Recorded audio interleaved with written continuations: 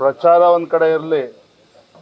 ನಿನ್ನೆ ನಡೆದಿರ್ತಕ್ಕಂಥ 14 ಕ್ಷೇತ್ರಗಳ ಲೋಕಸಭಾ ಚುನಾವಣೆ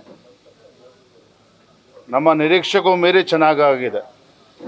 ಬೆಂಗಳೂರು ಗ್ರಾಮಾಂತರ ಇರ್ಬೋದು, ಚಿಕ್ಕಬಳ್ಳಾಪುರ ಇರ್ಬೋದು, ಮೈಸೂರು, ಚಾಮರಾಜನಗರ, ಹಾಸನ,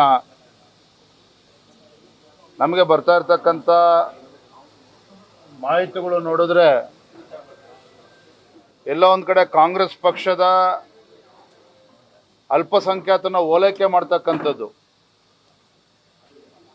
ಏನು ಕಾಂಗ್ರೆಸ್ ಪಕ್ಷ ಇವತ್ತು ಸಿದ್ದರಾಮಯ್ಯನವರು ಮುಖ್ಯಮಂತ್ರಿ ಆದಮೇಲೆ ಅಲ್ಪಸಂಖ್ಯಾತರಿಗೆ ಇವತ್ತು OBCನಲ್ಲಿ ಅವ್ರಿಗೂ ಕೂಡ ರಿಸರ್ವೇಷನ್ ಕೊಡ್ತೇವೆ, ಅವಕಾಶ ಕೊಡ್ತೇವೆ ಅಂತಕ್ಕಂಥ ಕಾಂಗ್ರೆಸ್ಸಿನ ಚಿಂತನೆ ಇವತ್ತು ರಾಜ್ಯದಲ್ಲಿರ್ತಕ್ಕಂಥ ಎಲ್ಲ ಹಿಂದುಳಿದ ಸಮಾಜಗಳಿಗೆ ಅನ್ಯಾಯ ಮಾಡ್ತಾ ಇದ್ದಾರೆ ಕಾಂಗ್ರೆಸ್ ಪಕ್ಷದವರು ಅನ್ನೋ ಭಾವನೆ ಅವ್ರಿಗಾಗಲೇ ಮೂಡಿದೆ. ನರೇಂದ್ರ ಮೋದಿಜಿಯವರ ಜನಪ್ರಿಯತೆ ಅಂತೂ ದಿನೇ ದಿನೇ ಹೆಚ್ಚಾಗ್ತಾ ಇರ್ತಕ್ಕಂಥದ್ದು. ನಾಳೆ ದಿನ ಬೆಳಗಾವಿ, ಉತ್ತರ ಕನ್ನಡ, ದಾವಣಗೆರೆ ಮತ್ತು ಹೊಸಪೇಟೆನಲ್ಲಿ ಮೋದಿಜಿಯವರ ಒಂದು ಪ್ರವಾಸ. ಬಹುಶಃ ಇದರ ಪರಿಣಾಮ ಮುಂದಿನ 14 ಲೋಕಸಭಾ ಕ್ಷೇತ್ರದ ಮೇಲೂ ಕೂಡ ಪರಿಣಾಮ ಬೀರ್ತದೆ. ನಾನೇನು ಅವತ್ತಿಂದನೂ ಕೂಡ ಹೇಳ್ತಾ ಇದ್ದೇನೆ, ರಾಜ್ಯದಲ್ಲಿ 28ಕ್ಕೆ 28 ಕ್ಷೇತ್ರಗಳನ್ನು ಗೆಲ್ತೇವೆ ಅಂತೇಳಿ. ನಿನ್ನೆ ನಡೆದಿರ್ತಕ್ಕಂಥ 14 ಲೋಕಸಭಾ ಕ್ಷೇತ್ರ ಬಹುಶಃ ಕಾಂಗ್ರೆಸ್ ಪಕ್ಷದವರೇನೋ ವಿಜೇಂದ್ರಕ್ಕೆ ತಲೆ ಕೆಟ್ಟಿದೆ ಅಂತ ಅನ್ನಿಸ್ಬೋದು. 14ರಲ್ಲಿ 14 ಕೂಡ ಗೆಲ್ತಕ್ಕಂಥ ಒಂದು ಒಳ್ಳೆ ವಾತಾವರಣ, ಮಾಹಿತಿಗಳು ನಮಗಂತೂ ಬರ್ತಾ ಇದೆ. ಹಾಗಾಗಿ ನನಗಂತೂ ಈಗಲೂ ಕೂಡ ದಿನೇ ಇವತ್ತು ವಾತಾವರಣ ನೋಡ್ತಾ ಇದ್ದರೆ ನಮ್ಮ ಗುರಿಯನ್ನು ನಾವು ತಲುಪ್ತೇವೆ. ಯಾವುದೇ ಅನುಮಾನಗಳು ನನಗೆ ಕಾಡ್ತಾ ಇಲ್ಲ. 1-1.5% ಕೆಲವು ಕಡೆ ಕಡಿಮೆ ಆಗಿದೆ, ಕೆಲವು ಕಡೆ ಜಾಸ್ತಿ ಆಗಿದೆ. ಇನ್ನೂ ಹೆಚ್ಚು ಉತ್ಸಾಹ ಇರಬೇಕಿತ್ತು. ಆದರೂ ಸಹ ಇಂಥ ಸುಡು ಬಿಸಿಲಲ್ಲೂ ಕೂಡ ಈ ಮತದಾನ ಏನಾಗಿದೆ, ಇಡೀ ದೇಶದಲ್ಲಿ 65-66% ಆಗಿರುವ ಈ ಸಂದರ್ಭದಲ್ಲಿ ರಾಜ್ಯದಲ್ಲಿ ತಕ್ಕ ಮಟ್ಟಿಗೆ ಚೆನ್ನಾಗಿ ಆಗಿದೆ ಅಂತಲೇ ಹೇಳ್ಬೋದು ನಾವು. ಈ ಸಂದರ್ಭದಲ್ಲಿ ಚುನಾವಣೆ ಸಂದರ್ಭದಲ್ಲಿ ಪೆಂಡ್ರೈವ್ ಭಾಳ ಬೇರೆ ಕಡೆ ರಾಹುಲ್ ಗಾಂಧಿ ಅವರು ಟೀಕೆ ಮಾಡಿದ್ದಾರೆ. ಮೋದಿ ಅವರಿಗೆ ಹಲವು ದಿನಗಳು ಬರ್ತಾರೆ. ಇನ್ನೇನು ಹೇಳ್ಬೋದಪ್ಪ ರಾಹುಲ್ ಗಾಂಧಿ ಅವರಿಂತ ಹೇಳಿಕೆಗೆ. ಯಾವ ರಾಹುಲ್ ಗಾಂಧಿ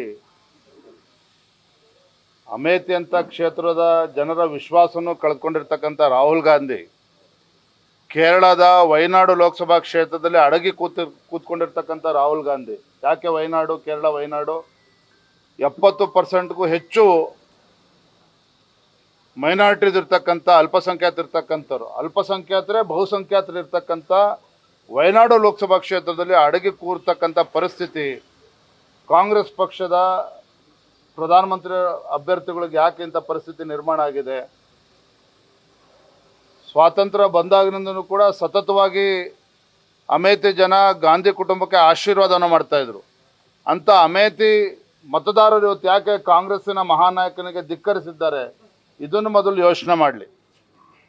ನರೇಂದ್ರ ಮೋದಿಜಿ ಏನೋರ ಪ್ರಭಾವ ಏನೋ, ಅವರ ಜನಪ್ರಿಯತೆ ಏನೋ, ಯಾವ ರೀತಿ ಜನರ ಮನ್ನಣೆಯನ್ನು ಗಳಿಸಿದ್ದಾರೆ ನರೇಂದ್ರ ಮೋದಿಜಿಯವರು. ಕಳೆದ 10 ವರ್ಷದಲ್ಲಿ ನರೇಂದ್ರ ಮೋದಿಜಿಯವರ ಕೊಡುಗೆಗಳು, ಯೋಜನೆಗಳು ಇವತ್ತು ಮನೇಲಿ ಮಾತನಾಡ್ತಾ ಇದ್ದಾರೆ. ಇವತ್ತು ರಾಹುಲ್ ಗಾಂಧಿ ಏನು ಹೇಳ್ತಾರೆ, ಇದು ಯಾವುದೂ ಕೂಡ ಕವಡೆ ಕಾಸಿನ ಕಿಮ್ಮತ್ತಿಲ್ಲ. ನಾನು ಮಾನ್ಯ ಸಿದ್ದರಾಮಯ್ಯನವ್ರಿಗೆ ಇನ್ನೂ ಕೂಡ ನಾನು ಒತ್ತಾಯವನ್ನು ಮಾಡ್ತೇನೆ, ಹೆಚ್ಚೆಚ್ಚು ರಾಹುಲ್ ಗಾಂಧಿಯನ್ನು ಕರ್ನಾಟಕಕ್ಕೆ ಕರೆಸಿ ಪ್ರಚಾರ ಮಾಡಿಸಿ. ಇವತ್ತು ಶಿವಮೊಗ್ಗ ಕೂಡ ಬರ್ತಾ ಇದ್ದಾರೆ.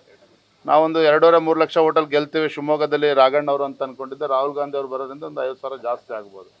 ಸರ್, ಕಾಂಗ್ರೆಸ್ ಗ್ಯಾರಂಟಿ ಹಿಡ್ಕೊಂಡು ಕಾಂಗ್ರೆಸ್ ಮನೆ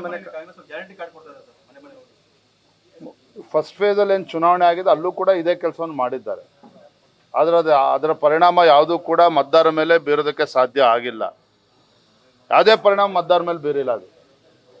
ಹಾಗಾಗಿ ಇವ್ರು ಏನೇ ಪ್ರಯತ್ನಗಳು ಮಾಡಿದ್ರು ಕೂಡ, ಬೂಟಾಟಿಕೆ ಮಾಡಿದ್ರು ಸಹ ಕಳೆದ ಕೆಲವು ತಿಂಗಳುಗಳಿಂದ ಅಧಿಕಾರದ ಅಮಲಿನಲ್ಲಿರ್ತಕ್ಕಂಥ ಕಾಂಗ್ರೆಸ್ ಪಕ್ಷ ಅವರು ತೆಗೆದುಕೊಳ್ತಾ ಇರ್ತಕ್ಕಂಥ ತೀರ್ಮಾನಗಳು, ಅವರ ಚಿಂತನೆಗಳು, ಮತ್ತು ಇವತ್ತು ಹುಬ್ಳಿನಲ್ಲಿ ನಡೆದಂಥ ನೇಹಾ ಹತ್ಯೆ ಪ್ರಕರಣದಲ್ಲಿ ಕಾಂಗ್ರೆಸ್ ಸರ್ಕಾರದ ಈ ಧೋರಣೆ, ಅಲ್ಪಸಂಖ್ಯಾತ ತುಷ್ಟೀಕರಣ ರಾಜಕಾರಣ, ಇವೆಲ್ಲವೂ ಕೂಡ ಕಾಂಗ್ರೆಸ್ ಪಕ್ಷ ಈ ಲೋಕಸಭಾ ಚುನಾವಣೆಯಲ್ಲಿ ಬೆಲೆಯನ್ನು ಕಟ್ಟಬೇಕಾಗ್ತದೆ, ಬೆಲೆ ತತ್ತಬೇಕಾಗ್ತದೆ. ಇದನ್ನು ಅಲ್ಪಸಂಖ್ಯಾತರಿಗೆ ಇವತ್ತು ಹಿಂದುಳಿದ ವರ್ಗಗಳಲ್ಲಿ ಇವತ್ತು ಅವಕಾಶ ಮಾಡಿಕೊಡ್ತೀವಿ ಅಂತ ಹೇಳಿದ್ರೆ ಈ ರಾಜ್ಯದಲ್ಲಿ ಇವತ್ತು ಹಿಂದುಳಿದ ವರ್ಗಗಳಿಗೆ ಅನ್ಯಾಯ ಮಾಡದಂತೆ ಇವತ್ತು ಇಂಥ ದುಸ್ಸಾಹಸಕ್ಕೆ ಕೈ ಹಾಕಿ ಕೊಟ್ಟಿರ್ತಕ್ಕಂಥ ಕಾಂಗ್ರೆಸ್ ಸರ್ಕಾರ ಜನ ಇವತ್ತು ಬುದ್ಧಿ ಕಲಿಸ್ತಾರೆ. ಸರ್, ಶಿವಮೊಗ್ಗದಲ್ಲಿ ಬಿಜೆಪಿಗೆ ಸೋಲಿನ ಹತಾಶೆ ಕಾಡ್ತಿದೆ ಅಂತೇಳಿ ಈಶ್ವರಪ್ಪನವ್ರು ನಿನ್ನೆ ಹೇಳಿದಂತ ಸರ್. ತುಂಬ ಸಂತೋಷ, ಅವ್ರು ದೇವ್ರು ಒಳ್ಳೇದು ಮಾಡಲಿ.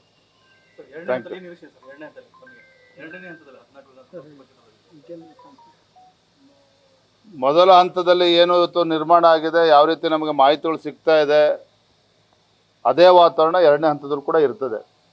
ಕಾಂಗ್ರೆಸ್ಸನ್ನು ಹಗಲುಗನಸನ್ನ ಕಾಣ್ತಾ ಇತ್ತು, ರಾಜ್ಯದಲ್ಲಿ 10ರಿಂದ 12 ಸ್ಥಾನವನ್ನು ಗೆಲ್ತೇವೆ ಅಂತೇಳಿ. ಅವರ ಕನಸು ನುಚ್ಚುನೂರು ಆಗ್ತದೆ.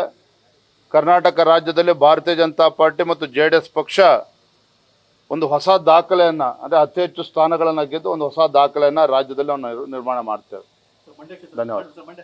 ಮಂಡ್ಯ ನ್ಯೂಸ್ ಫಸ್ಟ್ ನಿರ್ಭೀತಿಯಿಂದ ನಿಮ್ಮ ಪರವಾಗಿ.